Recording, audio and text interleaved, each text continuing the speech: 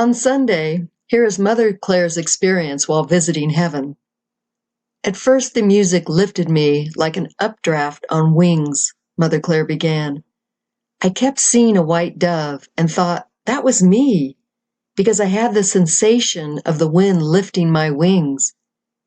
He has taken me by the hand to the throne of glory. I flew in as a white dove, and it was as if my body unfurled from the wings of the dove, and then saw myself very much like the painting Catherine did for me. He took my hand and led me to the Father. You are my betrothed, the one I have chosen to be my spouse forevermore. Cease your deprecations, my beloved. Let them fall away like an old dried-out snakeskin of the earth. No more is this you. You are my beautiful young bride, every inch alive for me. Every piece of your heart is mine, and for me. How beautiful, how lovely you are, my beloved. His eyes twinkled as he held both my hands in his face, beaming with joy. My heart could not contain itself, so immersed in his gaze was I. Jesus began, "And why should I feel anything but joy?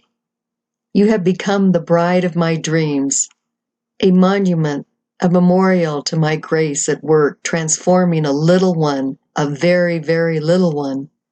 Oh, wait until you see what you have become. Just wait, and you will be taken out of yourself in great and wondrous joy, such as you have never dreamed possible.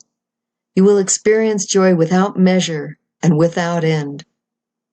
I looked upon his face and he said, "Clare, I am so happy with you. Even now you cannot fathom or measure it. Yes, pleased, so very pleased, with what you have become. How lovely you are, my beautiful one. I wanted to take this time to tell you, beloved.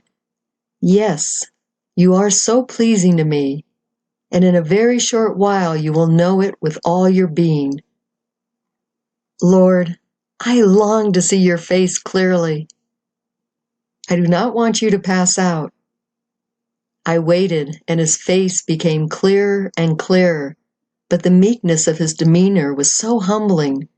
It just melted my heart, just as though I had never seen it before. He lowered his head covering and looked at me directly. My heart began to pound. Such beauty, so regal, so lofty to know the friendship of the King. And we danced, flowing with the music, and yet enchanted with one another.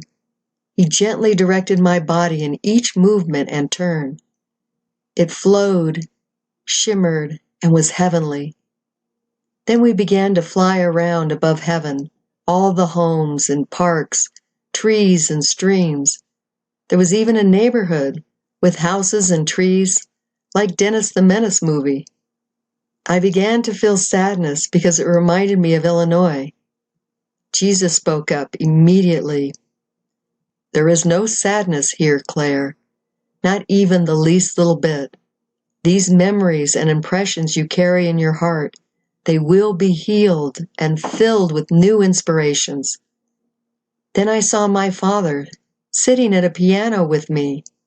He was on the left and I was on the right, and he was giving me piano lessons. Wow! He said, "Oh, now I see so clearly what I should have done. And Belinda, we are going to do this in heaven, and we'll have the joy of knowing one another. There will no longer be that empty void where I should have been. We will make endless memories together, and you will see your life fulfilled, just the way it was meant to be, by me, and you will learn some beautiful expressions, truly of your deepest inner self.